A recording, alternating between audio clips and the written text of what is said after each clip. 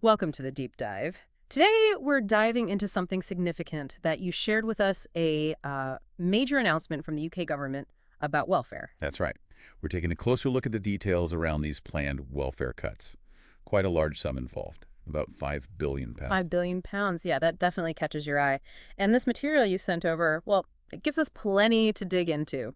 So our goal here is to really understand what these cuts actually are, hmm who the sources suggest will feel it the most, what the government says its reasons are, and, how that stacks up against maybe public feeling or what opponents are saying, plus the real-world impact and a bit of history. Yeah, exactly.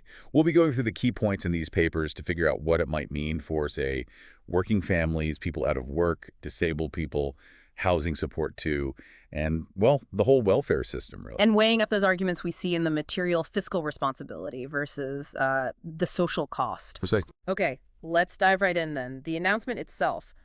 What are the headlines? What's being targeted according to this info? So the sources detail this package announced by the chancellor, adding up to that $5 billion figure. And they specify several key programs are in the firing line. Okay, which ones are really highlighted in the sources? Well, we're told that the rules for getting universal credit, they're going to get tougher. Right. There's also talk of freezing benefit increases and, importantly, cuts to housing support. Housing support, yeah, the material was pretty specific on that, wasn't it? It really was.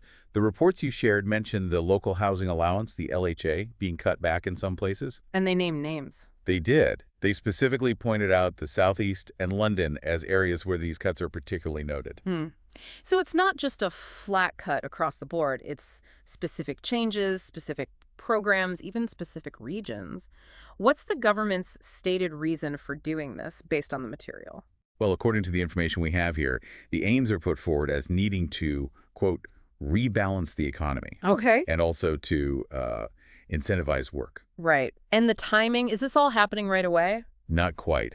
The sources talk about a kind of phased rollout. Some things, like how they do eligibility checks, seem to be happening immediately. Okay. But others, like that benefit freeze we mentioned, are apparently planned for the next financial year.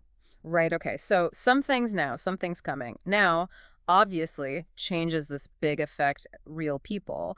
Who do the sources you shared suggest will be most affected by these cuts? What really jumps out from these papers is the potential hit to low-income families, especially those with kids. Why them specifically? Well, they often depend on universal credit. That's the main benefit now for working-age people, right? Yeah. It replaced a bunch of older ones. They rely on it as a top-up.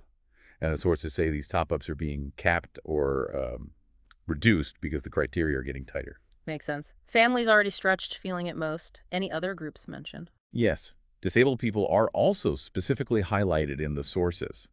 We learn they're facing, well, more scrutiny when they're assessed for benefits like PIP, personal independence payments. PIP, right. That helps with extra costs from disabilities. Exactly. And the material notes this extra scrutiny is making people worry that some might lose that support, which is obviously vital for them. And back to the housing support for a sec, those local housing allowance cuts, what do the sources say might happen to people struggling with rent? Well, for people renting privately, especially where rents are already sky high, like the Southeast and London where the cuts are mentioned, the sources paint a pretty bleak picture. How so?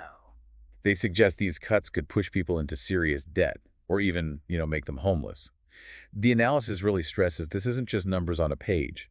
It could affect people's basic ability to keep a roof over their heads. Wow. Yeah, that really drives home the potential human impact.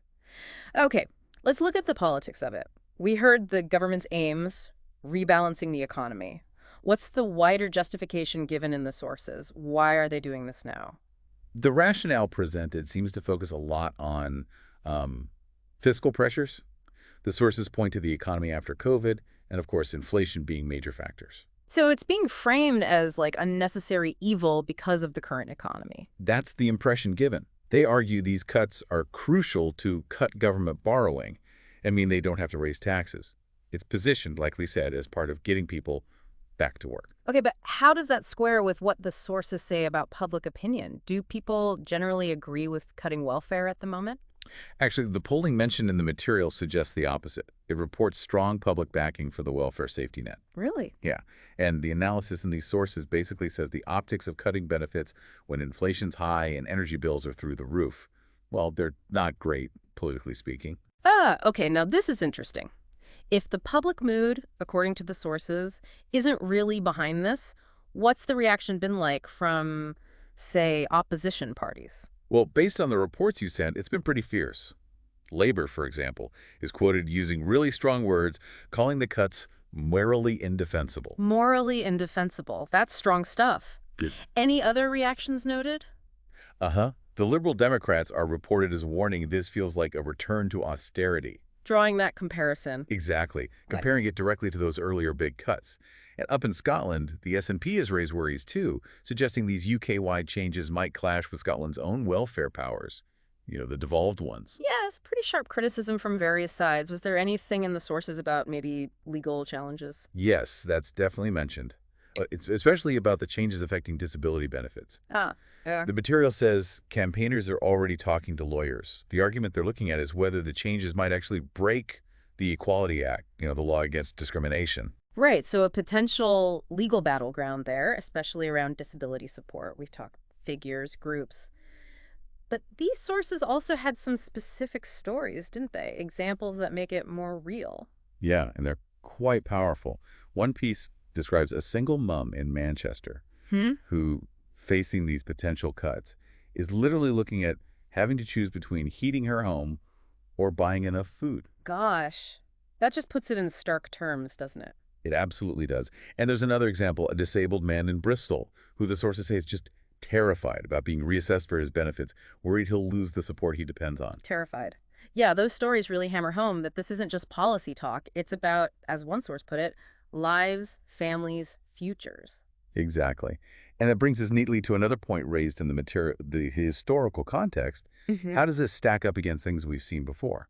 Good question. The sources you shared do put this in perspective, don't they? What comparison do they make? They draw a very clear line back to the austerity program, the one that started around 2010 under the coalition government, David Cameron's government. Right, I remember that period. What consequences from back then are highlighted in this material? Well, the sources describe that time as seeing massive cuts to welfare spending.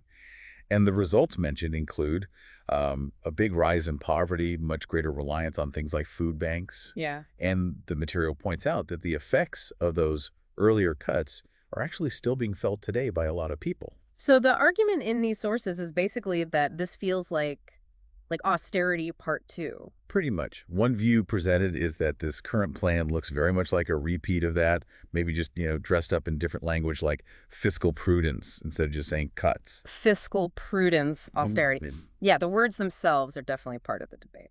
Let's quickly touch on the economic arguments presented. We heard the government line about cutting debt. What's the basic theory behind that, as described? The simple theoretical point mentioned is that if the government spends less, that directly helps to lower the national debt.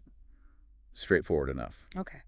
But what's the counter-argument that the sources raise about the economic effect of cutting welfare specifically? The counterargument highlighted is that cutting welfare might actually shrink the economy overall. How does that work?